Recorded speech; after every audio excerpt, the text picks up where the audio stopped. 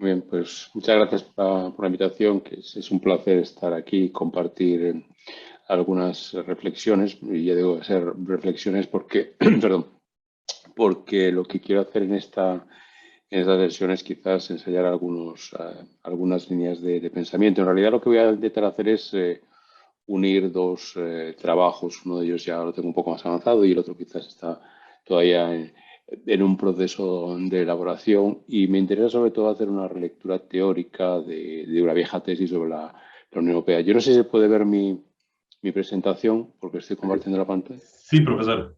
Sí. Vale. Y advierto que en la presentación, aunque el título lo he dado en inglés y aquí también algunas de las transparencias están en inglés, que una característica mía es que he mezclado inglés y español, así que la primera parte está en inglés, que responde a la estructura teórica que estoy intentando desarrollar ahora, y la segunda parte, que es la relacionada más con el enforcement, ya está un poco más consolidada y esa sí está en castellano. En cualquier caso, yo como siempre me caracterizo porque es muy difícil entenderme tanto en español como en inglés, pues yo creo que vamos a quedar exactamente a preco con una parte y con la segunda. Bueno, lo que quiero hacer con esta presentación, como decía, es discutir no discutir en realidad, sino matizar una vieja tesis que está en la reflexión de Joseph Weiler sobre la naturaleza de la Unión Europea, la naturaleza del supranacionalismo, en un libro del año 92. Aunque es verdad que yo esta tesis la he detectado y lo he hablado con él en algo que le escribió en los 80 cuando estaba de profesor asociado en el instituto, sobre las características básicas del supranacionalismo. Y debo decir que el texto de los 80, que es un texto escrito en italiano, sorprendentemente, que nunca lo tradujo al inglés, yo creo que es bastante mejor que lo que escribió después en el año 92. Esto sí que no se lo he dicho, pero en mi opinión sí que es un texto mejor, es más fino. Lo que voy a tener en la presentación es, por una parte, plantear el caso, que el caso se puede plantear de una manera muy directa, muy rápida, y lo haré en un momento. Después, brevemente, presentar este planteamiento teórico sobre la naturaleza del supranacionalismo en la Unión Europea, y a continuación lo que es la tesis central, en la que aquí quiero hacer hincapié, que es el desafío que plantea el no cumplimiento en los casos específicos de la crisis del Estado de Derecho, que yo voy a tipificar como un modelo de deslealtad, y me referiré específicamente a este concepto de lealtad y deslealtad con un poquito más de precisión. Y finalmente la cuarta parte, aunque no es aunque sea una de cuatro, en realidad es probablemente la más elaborada, es los mecanismos de respuesta a la evasión de la lealtad, que es lo que planteo en mi tesis. Por lo tanto, a modo de introducción, lo que quiero hacer aquí es, como digo, discutir la tesis o matizar la tesis de la naturaleza del supranacionalismo de la Unión Europea, introduciendo la amenaza que supone el no cumplimiento por parte de las autoridades de ciertos estados en los casos de crisis de Estado de Derecho.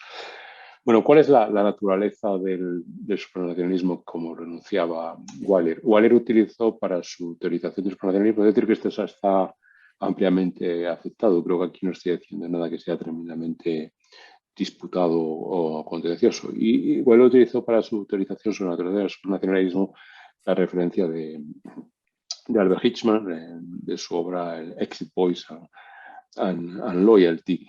Y la tesis central de Weiler es que durante la década de los 60, en paralelo al desarrollo de las características básicas del derecho comunitario, los Estados miembros aceptaron un trade-off que era, por una parte, aceptar implícitamente la posibilidad de retirada de la Unión Europea, la posibilidad de exit, que eso sería típicamente lo que es la salida, retirarse de la Unión Europea en bloque, a cambio de incrementar lo que se llama la voz, el mecanismo de voz en el proceso de toma de decisiones mediante el incremento, perdón, de su dominio de la decisión del Consejo vía unanimidad, consenso.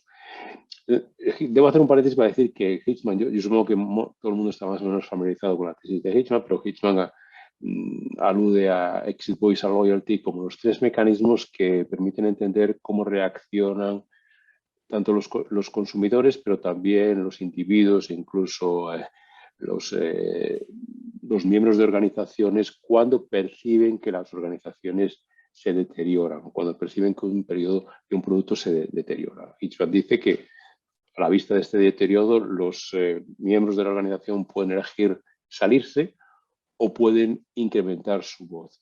Y hay un tercer compromiso, que es el que a mí me va a interesar aquí, que es lealtad, que debo decir que en la obra de Hitchman no está muy desarrollado y tampoco lo ha desarrollado Waller más en profundidad. Pero antes de ir a ello, decir que el mecanismo típico de voz, el incremento de voz que Waller señaló en los 60, 70, que era el incremento del control sobre el proceso decisorio por parte de los Estados miembros, se ha matizado después porque ha crecido la decisión medio calificada, pero haya llevado otros mecanismos alternativos, como es la de integración diferenciada.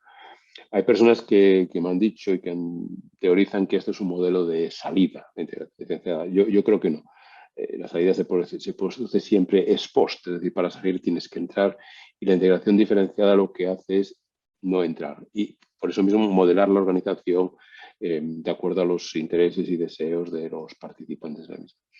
Y por supuesto también lo que se produce después es una formalización del mecanismo de salida mediante la cláusula de retirada del Tratado de Lisboa. Estas dos nociones son relativamente claras. La tercera es la que es un poco menos clara. Lealtad. Ya digo que ni en el trabajo de Kissman ni en la obra de Weyer se ha teorizado mucho qué es la lealtad. Y uno de los problemas que se tiene a trabajar con este concepto es que sistemáticamente aluden a una virtud y se le asignan elementos positivos, lo cual puede ser cierto, pero en realidad a mí lo que me interesa es que sistémicamente lealtad no es una virtud, es un mecanismo esencial para el funcionamiento de un sistema, como es la Unión Europea, y se trata ni más o menos que el compromiso para respetar, para cumplir con el derecho comunitario, con las normas, con los reglamentos, con las directivas, etcétera, etcétera. Y básicamente el concepto que sustanciaría esta noción de lealtad sería precisamente la noción de comunidades de derecho, que es lo que se refiere a la Unión Europea. Por lo tanto, yo identifico la noción de lealtad, tanto en Hitchman como la que puede estar en la obra de Waller, como este compromiso a cumplir con las normas. Hasta aquí la parte teórica, y esto funciona como una descripción bastante buena de qué es la Unión Europea como una entidad supranacional desde el punto de vista tan teórico de Waller y Hitchman. Lo que muchos autores han señalado desde el punto de vista práctico, y también muchos decisores, muchos miembros de la Comisión Europea, de otros niveles, es que en realidad la Unión Europea ha sufrido históricamente de un problema de cumplimiento, y algunos incluso han dicho que era patológico. Y hay una cantidad de autores que menciono ahí que lo han mencionado desde los años 80 hasta los años 2000, hasta hace relativamente bien poco. Es cierto, sin embargo, que la investigación empírica más exhaustiva que existe sobre esta, que es muy reciente, del año 21, de Tania Bolsel, dice que en realidad no hay evidencia empírica de que haya un problema de no cumplimiento, y más aún, ella dice que, los incumplimientos se han reducido progresivamente a partir del tiempo, a pesar del incremento del tamaño de la Unión Europea y del incremento también de los ámbitos de actividad de la Unión Europea. Por lo tanto, aquí hay una cierta, no sé si decir una paradoja, creo que hay un desajuste entre las percepciones y la realidad. Gran parte de los autores han pensado que históricamente había no cumplimiento con las normas comunitarias, y sin embargo la empiria lo que viene a decir, los datos empíricos lo que vienen a decir es que en realidad no hay tal caso de incumplimiento, no es tan masivo. Lo que sí es cierto, y esto es algo que está muy establecido por investigaciones en todo tipo de organizaciones y sistemas, es que el incumplimiento es inherente a cualquier sistema social, a cualquier sistema legal y a cualquier sistema político. Es imposible tener un sistema de cumplimiento perfecto al 100%, ¿no?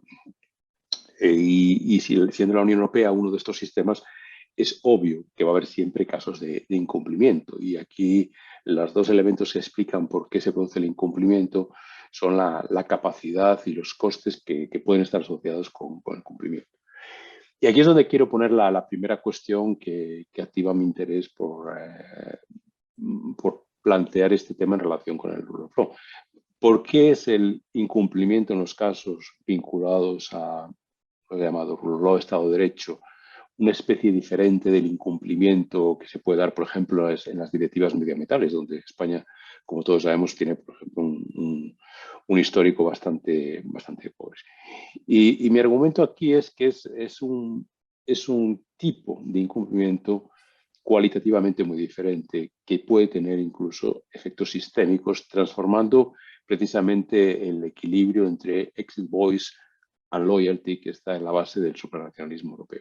¿Cuáles son las características de este no cumplimiento con el rol? Son conocidos. Yo aquí lo que he hecho es básicamente ordenarlos para tipificarlos como deslealtad. Y recuerden que he definido lealtad como el compromiso de cumplimiento con las normas, y aquí lo que voy a caracterizar es precisamente la deslealtad como la falta de compromiso con el cumplimiento de las normas.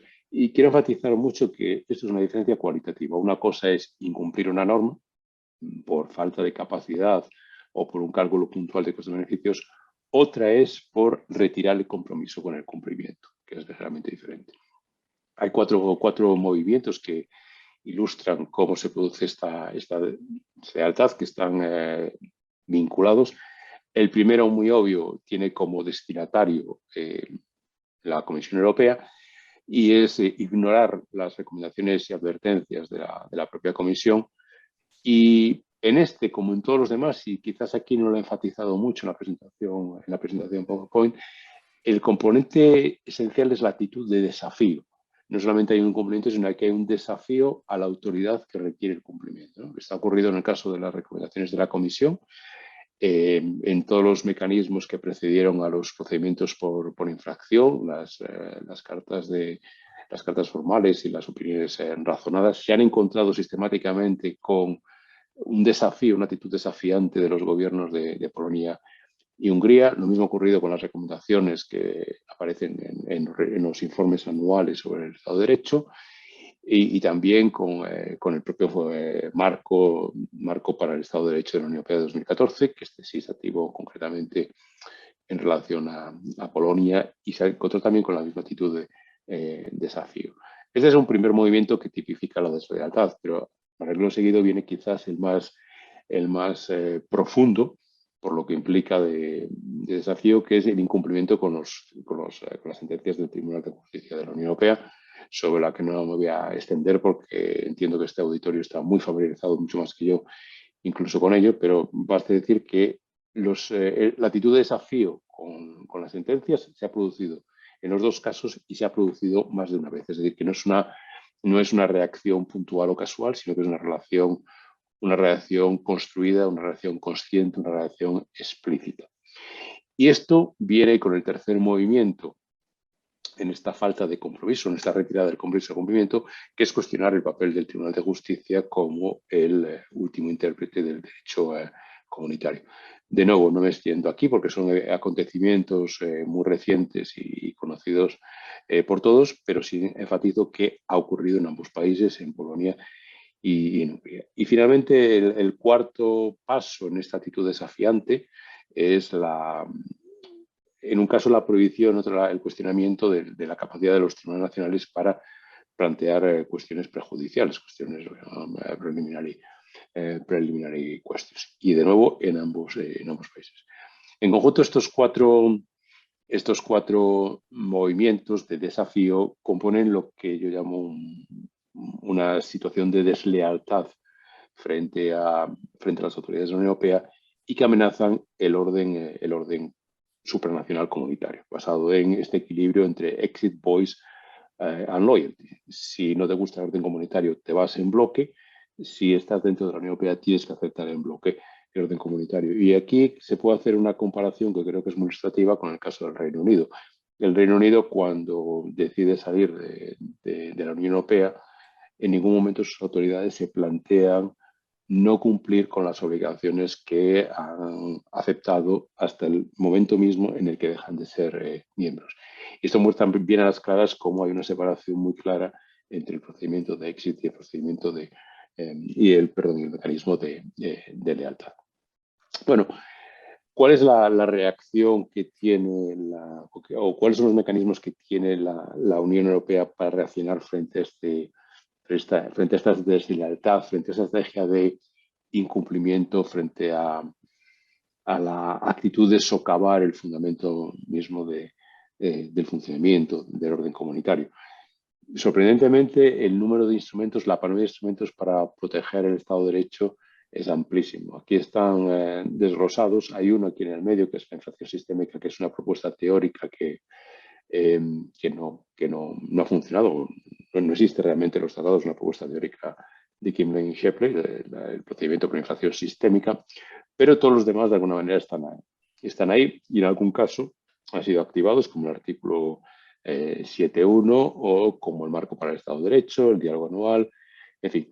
Sí quiero señalar quizás algo que es importante. Bueno, todas las columnas aportan información relevante en cuanto al ámbito, si son instrumentos que tienen una aplicación general o solamente específica, su activación vía un incidente concreto o con un mecanismo general predeterminado, si el efecto es preventivo o reactivo, los actores implicados y sobre todo quizás lo que me interesa más en esta presentación eh, para engarzar con la línea teórica que quiero mantener es el mecanismo de cumplimiento. Si antes he dicho que el equilibrio del sistema comunitario se basaba precisamente en el compromiso a cumplir con las normas, lo que se ha introducido con estos mecanismos de enforcement es precisamente la posibilidad de sanciones que están marcadas aquí en rojo.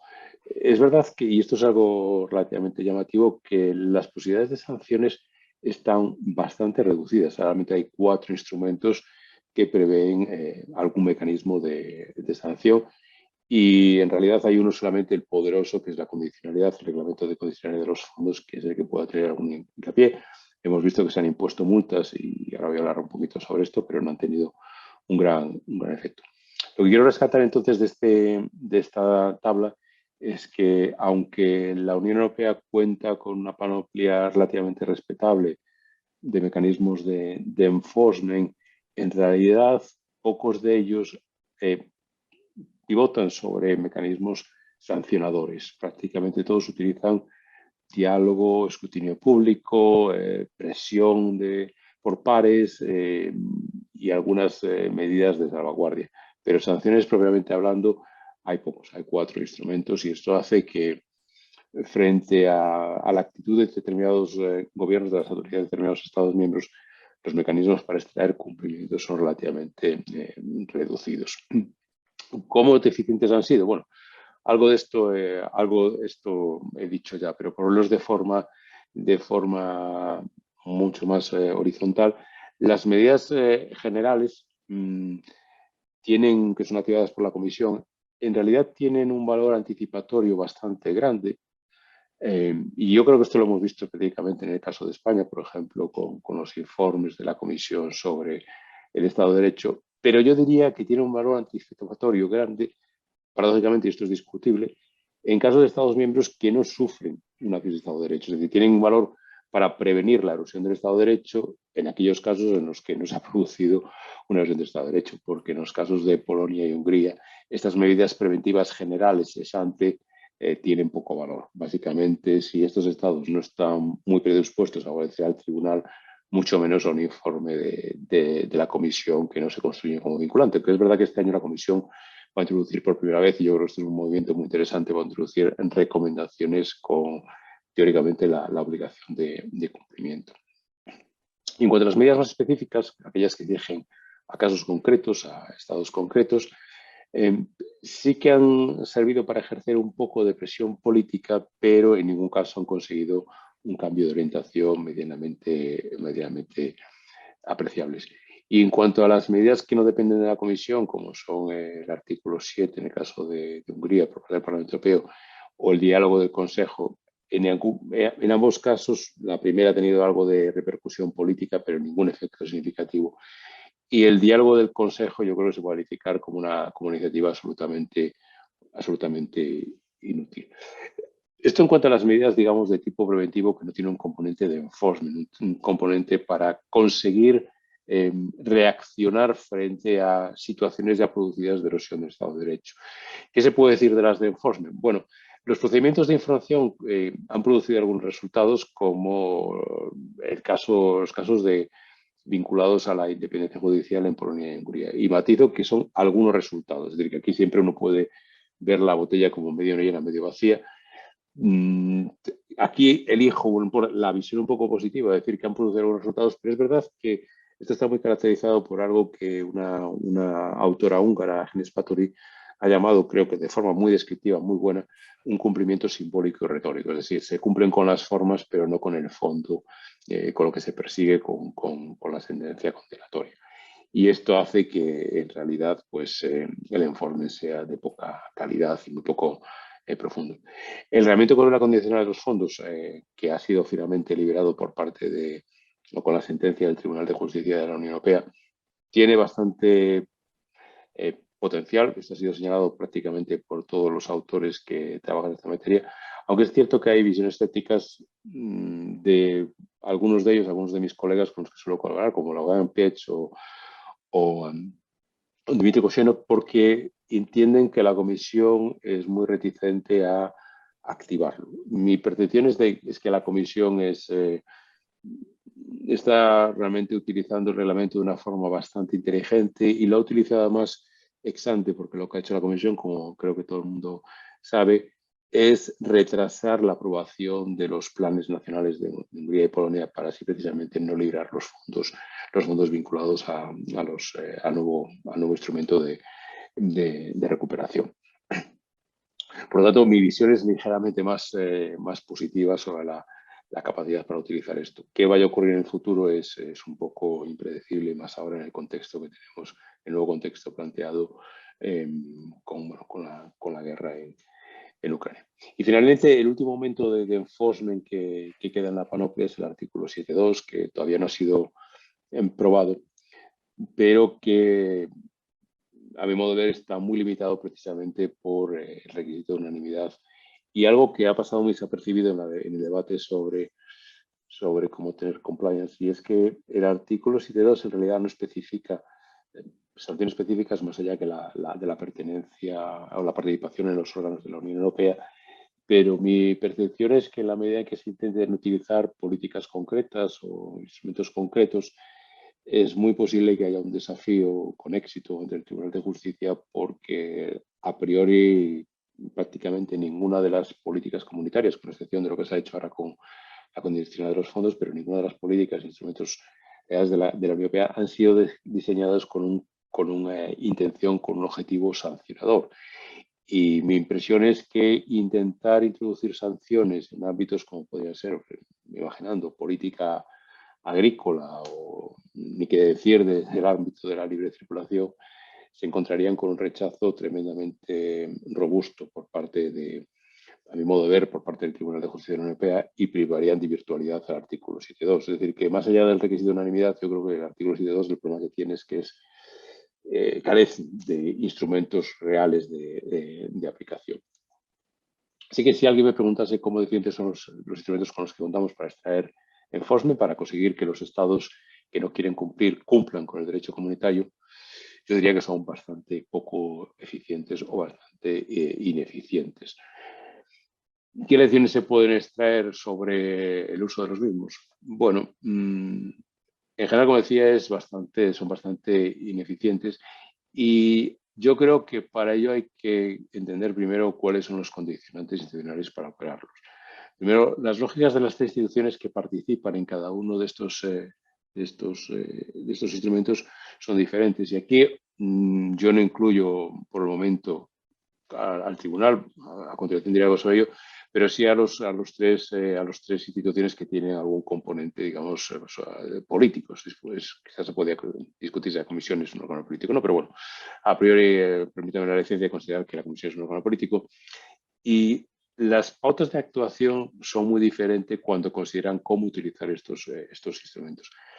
La comisión tiene una preferencia muy marcada por el diálogo porque asume que su objetivo es cambiar el comportamiento de los estados que no cumplen, no castigar, y siempre privilegia el mantenimiento del diálogo hasta situaciones que son, a vista de los observadores, absolutamente inútiles, que no llevan a ninguna situación de cumplimiento.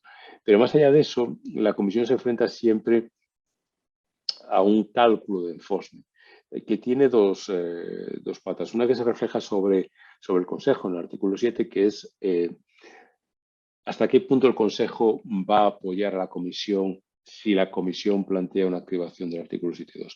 Y en el pensamiento de la Comisión, lo que está He perdido mi pantalla, no sé si estará pasado. ¿Hola? ¿Hola? ¿Me Sí, oye? sí, profesor, pero no vemos la pantalla. Sí, yo también la he perdido, no sé qué ha pasado aquí. Perdón, un poco. Yo la tengo en blanco, no puedo recuperarla. Voy a dejar de compartir y volveré a intentarlo a ver si... Qué cosa más rara, nunca me había pasado algo así. Creo que ahora se puede volver a ver, ¿verdad? Y ahora sí. Vale, vale, ok.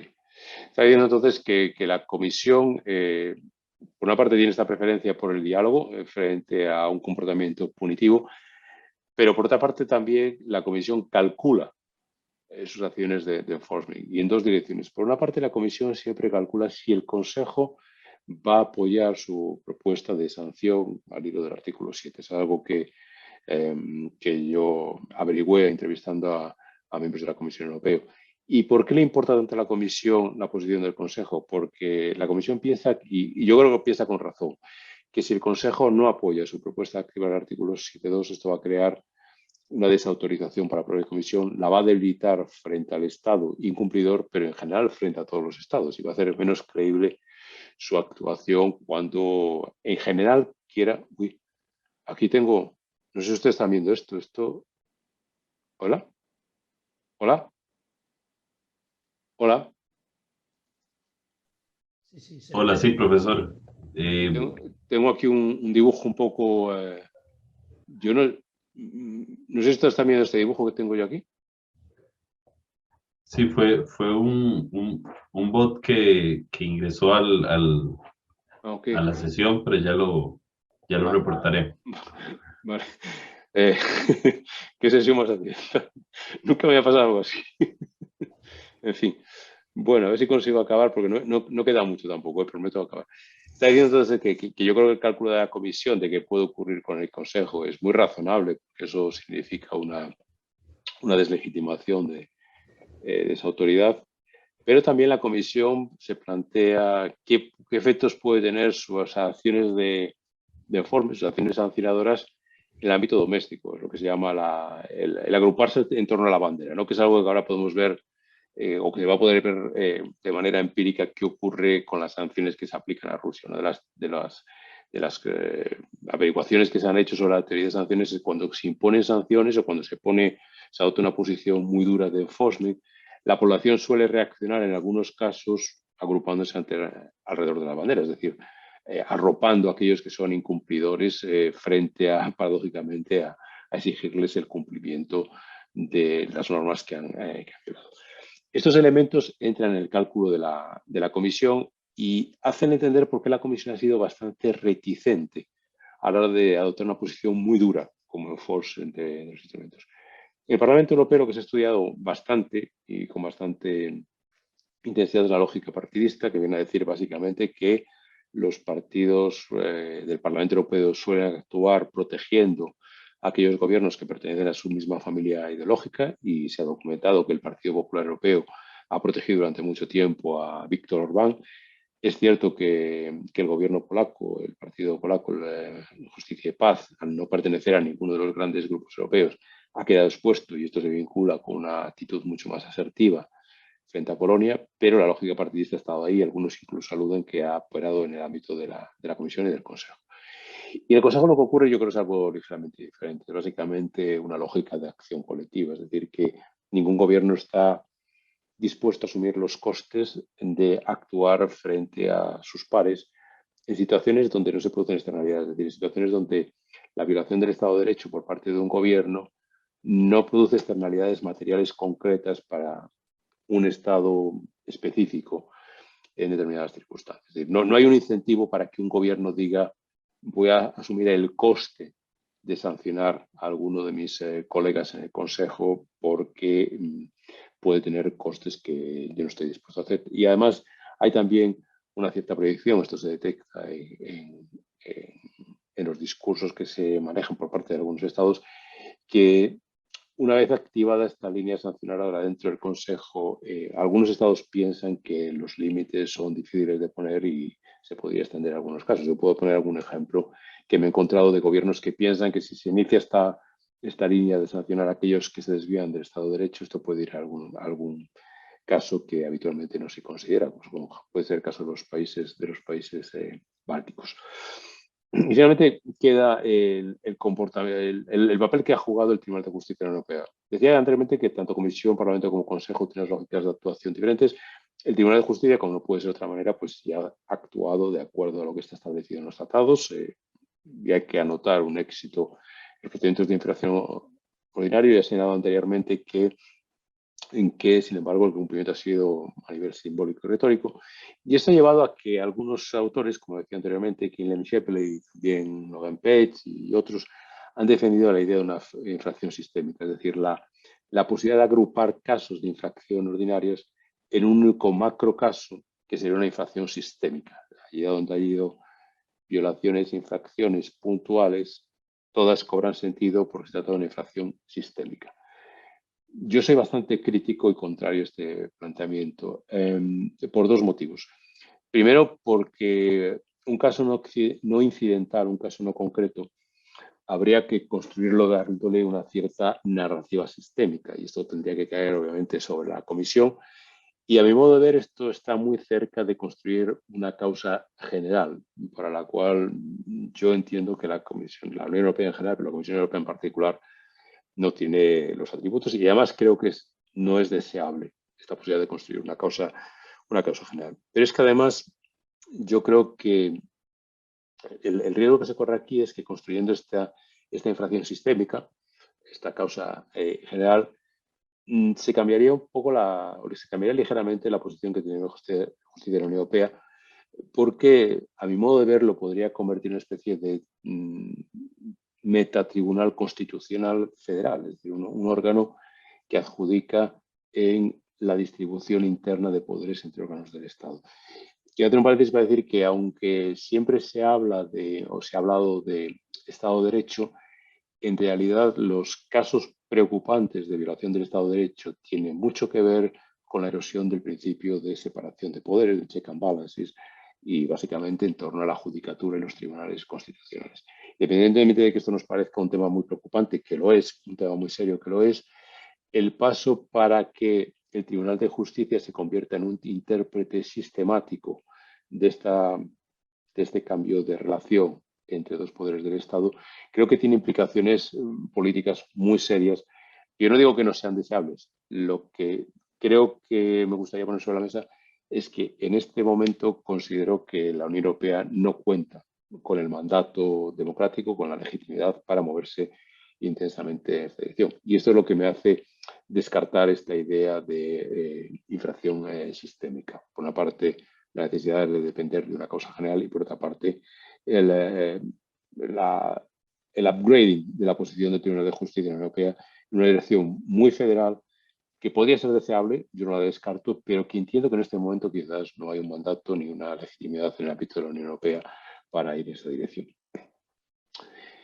Y finalmente, más allá de las explicaciones que tiene un corte institucional de por qué aquí no extendía de por qué los mecanismos de enforcement han sido ineficaces, dependen de la lógica de actuación de las instituciones, hay un segundo grupo de explicaciones sistémicas que enlazan con lo que planteaba al principio de mi intervención sobre el modelo de comunidad supranacional de derecho.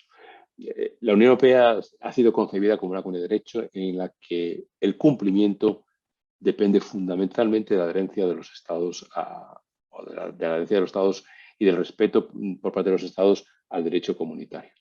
Y esto lo que viene a revelar, la crisis del Estado de Derecho, lo que viene a revelar es una situación de catch-22, ¿no? Esta situación en la que un enunciado contradice al enunciado que prueba el primero, con lo cual estamos siempre en una especie de círculo. Y el catch-22 aquí, la situación sería ¿por qué un gobierno que desprecie el Estado de Derecho cumpliría con el derecho? Sea esto una recomendación de la Unión Europea o una sentencia del Tribunal de Justicia de la Unión Europea. Y que tenemos que esperar que alguien que no respeta el derecho, sin embargo, cumpla con el derecho. Esto es lo que hace quebrar la noción de comunidad de derecho. Y claro, aquí el informe sí que aparece con un mecanismo de última instancia, vía las multas, las sanciones, pero aquí tenemos problemas pragmáticos reales. Por una parte, la investigación empírica siempre cuestiona la eficiencia de las sanciones como vía para obtener cumplimiento y quizás el caso actual de Rusia nos puede dar una buena imagen de esto. Yo soy de los que piensa que es muy dudoso que las sanciones hagan cambiar a Rusia de actitud. Ciertamente le van a trasladar un coste inmenso por su acción, pero entiendo que no van a ser las sanciones lo que detenga la agresión. Pero eso trae una segunda consideración pragmática muy importante sobre este modelo de enforcement basado en multas, sanciones retiradas, que son las consideraciones de tamaño y poder. Y que al final, desafortunadamente, estas consideraciones de realismo político hay que introducirlas. Y aquí siempre yo utilizo el análisis comparado. Lo que tenemos en la Unión Europea con el artículo 7 y otros mecanismos no es desconocido en otros contextos, como puede ser el caso de Mercosur. Y es cierto que Mercosur fue o ha sido históricamente muy agresivo utilizando sus cláusulas de suspensión, el protocolo de Ushuaia, pero no es menos cierto que Mercosur ha sido muy agresivo suspendiendo a estados pequeños, a Paraguay y Venezuela. Pero cuando se planteó en su momento, y se ha planteado en un par de ocasiones, la suspensión de Brasil, esto nunca ha pasado de un caso meramente hipotético esbozado. Y yo recuerdo haber entrevistado a algunos ministros e incluso presidentes concretamente de Paraguay y de Uruguay, preguntarles por esto y la explicación es absolutamente obvia. No es creíble que un país pequeño pueda sancionar a un país grande.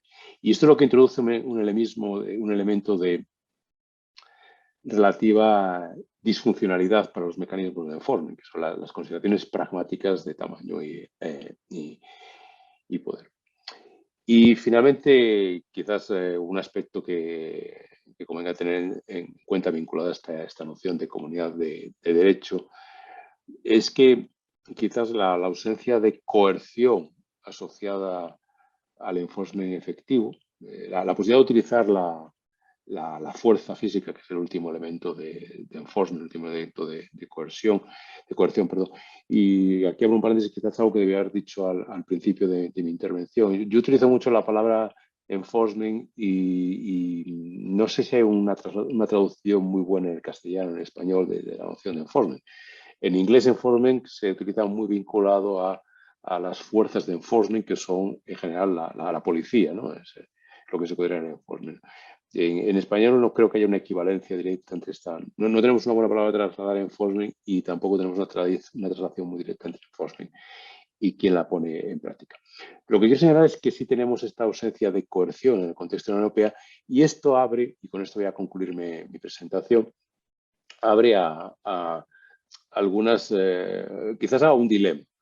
En ausencia de coerción, yo creo que prever hasta dónde puede llegar la captura constitucional que hemos visto en los casos de Hungría y Polonia es imprevisible y desde hace 10 años yo vengo insistiendo en que estamos en un mundo crecientemente imprevisible y las cosas que resultan increíbles pueden ocurrir y si uno suma se pone, por ejemplo, en el horizonte del 2015 y piensa, hubiese sido posible la retirada del Reino Unido, yo creo que nadie hubiese apostado por ello. Nadie hubiese apostado por la llegada de Trump a la Casa Blanca y poca gente hubiese apostado por una guerra convencional a escala plena, como la que estamos viendo ahora en Ucrania. Esto nos hace pensar que lo que consideramos impensable o imposible probablemente pueda ocurrir y por lo tanto una captura constitucional dentro de la Unión Europea por autoridades con tendencias autócratas y cleptócratas puede ocurrir.